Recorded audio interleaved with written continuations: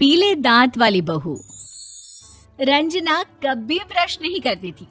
उसे कितनी बार उसके माँ बाप ने डांटा, लेकिन उसका कोई असर उस पर होता ही नहीं था, जिस कारण से उसके दांत पीले पीले हो जाते हैं। शादी के बाद अरे बहू, वैसे तो तुझ में कोई कमी नहीं है, पर तेरे दांत इतने पीले कैसे हैं बेटा? कैसे मतलब? कोई सर्जरी थोड़ी ना कराइए। वो तो क्या नाम, मैं ब्रश नहीं करती थी तो पीले हो गए। अब क्या करूं? आप कहें तो लाल करवा लूं या फिर काले? यार ये क्या है, क्यों माँ से लड़ रही हो? लड़ रही हूँ? अरे मैं लड़ रही हूँ या ये बोल रही है कि दांत पीले हैं, पीले। अरे तपस्या थोड़ी ना की है इन्हें पीले करने के लिए।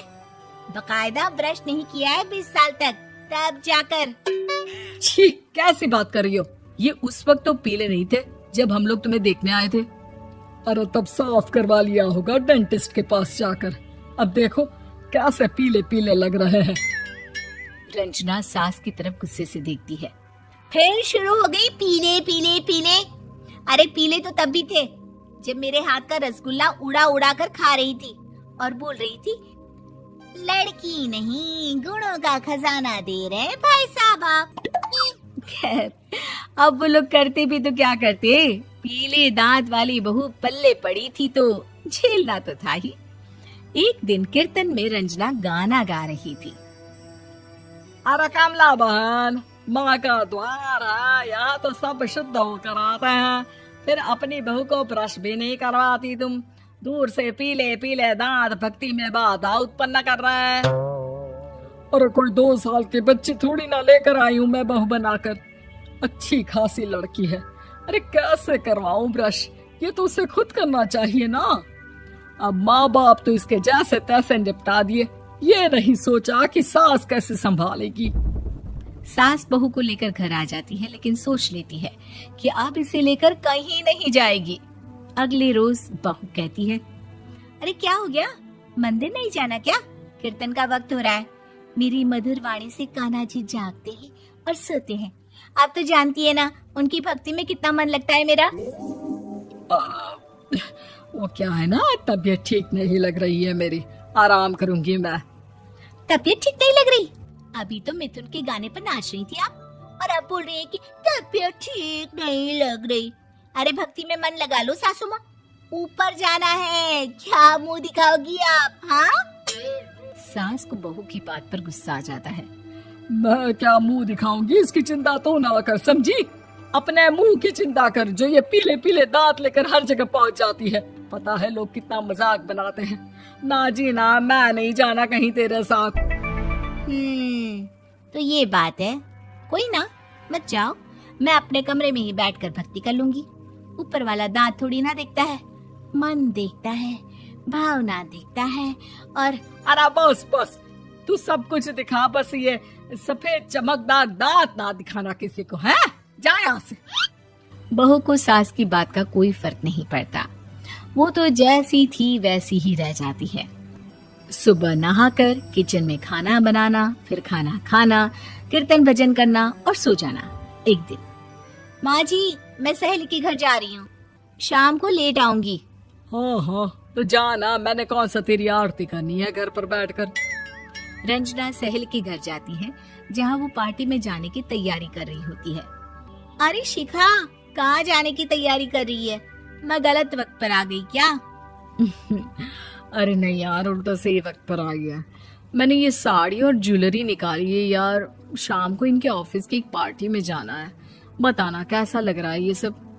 नहीं यार, इस ड्रेस के साथ तो वो वाली ज्वेलरी अच्छी लगेगी। हाँ हाँ सही बोल रही है, मैंने ध्यान ही नहीं दिया। वैसे तो हमेशा से मस्त फैशन सेंस रखती है। तो बड़ा जाती होगी ना पति के साथ पार्टी में। रंजना कुछ नहीं बोलती, बस सोचती है कि यार काश ये बात सही हो जाती, पर मैं क्यों नहीं जाती पार्टी में? क्या इन लोगों की कोई पार्टी होती नहीं होगी? रंजना घर आती है और रात में पति से सवाल करती है, एक बात बताइए, आप मुझे किसी पार्टी में क्यों नहीं ले जाते? क्या आपके यहाँ ऑफिस में पार्टी नहीं होती?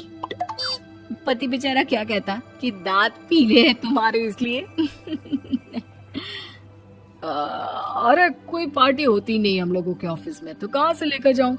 और मार्केट, मॉल, कहीं वीकेंड घूमना, कहीं तो। अरे यार सारे हफ्ते में एक छुट्टी मिलती है, तो सोचता हूँ कि आराम ही कर लूं। क्यों? रंजना मन मार के रह जाती है। पहले कभी सास के साथ मंदिर जाया करती थी, लेकिन वो भी सास ने ले जाना बंद कर दिया। घर बैठी बैठी रंजना बोर हो जाती है। तभी उसे आइडिया आता है और वो मायके जाने का सोचती है। सासू माँ, 2 दिनों के लिए मम्मी के घर जा रही हूँ। अच्छा अच्छा ठीक है, आराम से जा।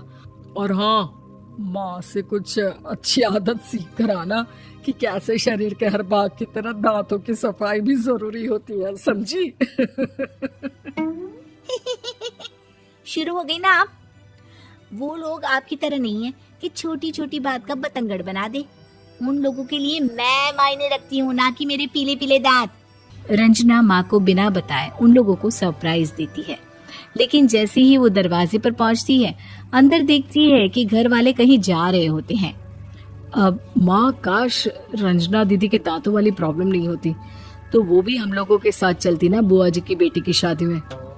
हाँ बेटा, लेकिन अब उसे कौन समझाए कि उसको उसके पीले दांत नहीं दिखते, लेकिन उसके आसपास के लोगों को कितना एम्बैरेसिंग फील कराते हैं। मुझे तो कितनी बार उसके स्कूल की टीचर ने शिकायत की कि उसके साथ कोई लड़की बैठना भी नहीं चाहती, और ना ही कॉलेज में कोई उससे बात करना चाहता था।